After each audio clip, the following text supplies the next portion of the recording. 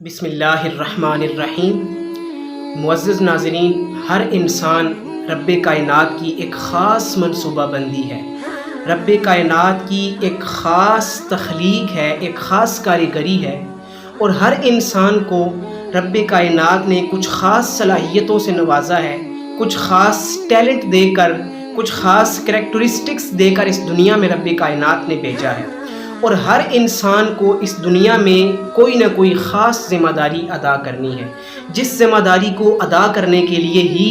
رب کائنات نے اسے وہ خاص ٹیلنٹ دیا، وہ خاص صلاحیت دی، وہ خاص خوبی دی۔ اور جو شخص اپنے آپ کو پہچان لے، اپنی اس خوبی کو پہچان لے، اپنے ٹیلنٹ کو پہچان لے، اور پھر اس کے مطابق وہ اس دنیا میں اس ذمہ داری کو ادا کرے جس کے لیے رب کائنات نے اسے وہ ٹیلنٹ عطا کیا تھا، تو گویا اس نے رب کائنات کے نقشہ تخلیق میں اپنا مقام حاصل کر لیا، اپنی جگہ حاصل کر لی۔ اور جو شخص ایسا کرنے میں ناکام رہا، گویا وہ حقیقتاً ناکام ہو گیا، کیونکہ پھر ہم میں اور جانوروں میں کوئی فرق نہیں رہ جائے گا۔ آئیے ذرا اس بات کو صحابہ کرام کی ایک مثال سے ہم سمجھتے ہیں۔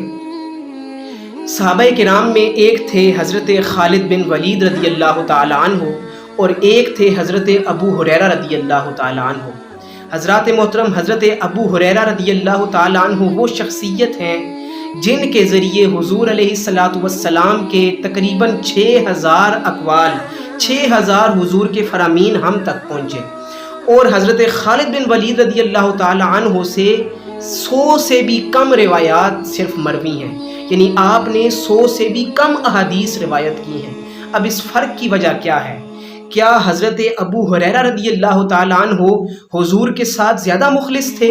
حضور کے ساتھ زیادہ محبت کرتے تھے، اور حضرت خالد بن ولید رضی اللہ تعالیٰ عنہ کم محبت کرتے تھے، ان کا اخلاص کم تھا؟ نہیں حضرات محترم، یہ بات بالکل نہیں ہے، بلکہ اس کا جواب یہ ہے کہ ان دونوں شخصیات نے اپنے ٹیلنٹ کو پہچانا، ان دونوں شخصیات نے اپنی صلاحیت کو پہچانا،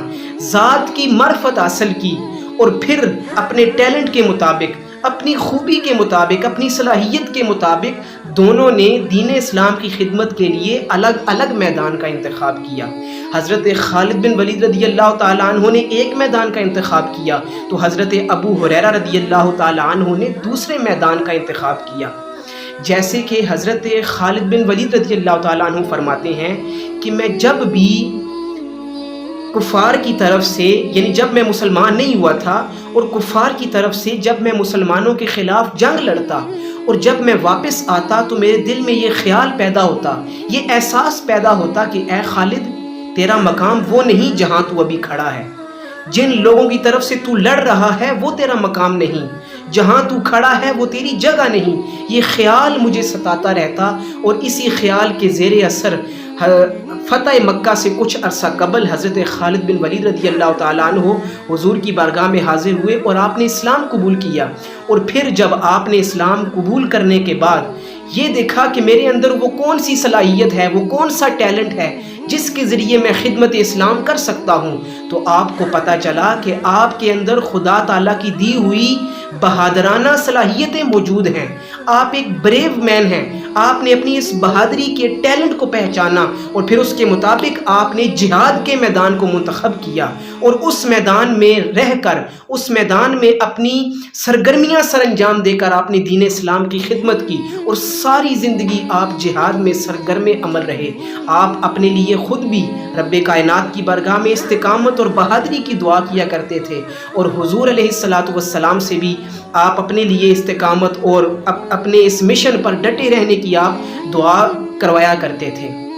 حتیٰ کہ ایک وقت وہ بھی آیا کہ جب حضرت خالد بن ولید رضی اللہ تعالیٰ عنہ کو حضور علیہ السلام نے یہ اعزاز دیا، آپ نے فرمایا کہ سیف من سیوف اللہ صلی اللہ علی المشرکین، کہ خالد تو اللہ کی تلواروں میں سے ایک تلوار ہے جسے اللہ نے کافروں پر تان رکھا ہے، جسے اللہ نے کافروں پر سونت رکھا ہے، جسے اللہ نے کافروں کے لیے نکال رکھا ہے۔ یہ مقام آپ کو عطا ہوا صرف اس وجہ سے کہ آپ نے اپنے ٹیلنٹ کو پہچانا، اس کے مطابق دین اسلام کی خدمت کے میدان کو منتخب کیا، اور پھر اس اپنے میدان میں، اپنے اس مشن میں ڈٹ گئے، اور پھر رب کائنات نے آپ کو یہ مقام عطا فرمایا۔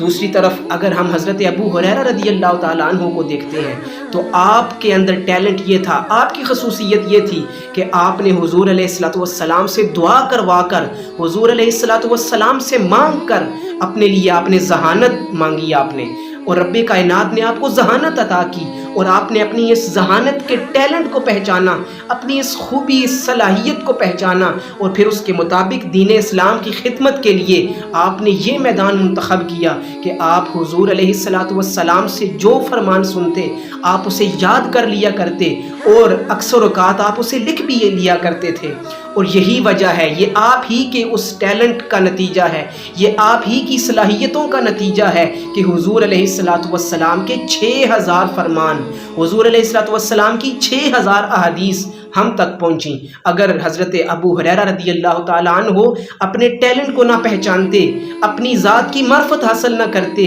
اور پھر اس کے مطابق خدمت اسلام کا میدان منتخب کر کے اپنی کاوشیں سر انجام نہ دیتے، تو ہم حضور علیہ الصلوۃ والسلام کے ان 6000 فرامین سے محروم رہ جاتے۔ حضرات محترم، ان دونوں مثالوں میں ہمارے لیے سبق یہ ہے کہ ہم اپنی ذات کی معرفت حاصل کریں، ہم اپنے ٹیلنٹ کو پہچانیں، ہم اپنے کریکٹرسٹکس کو پہچانیں، ہم اپنی خوبی اور صلاحیتوں کو پہچان کر ان کے مطابق پھر ہم یہ سوچیں کہ ہم دین اسلام کی خدمت کون سے میدان میں کر سکتے ہیں، ہم اعلاء کلمت الحق کے لیے کون سا میدان منتخب کر کے ہم اپنی کاوشیں سر انجام دے سکتے ہیں۔ ہو سکتا ہے ہم میں سے بہت سارے لوگ ایسے ہوں جو بولنا بہت اچھا جانتے ہوں،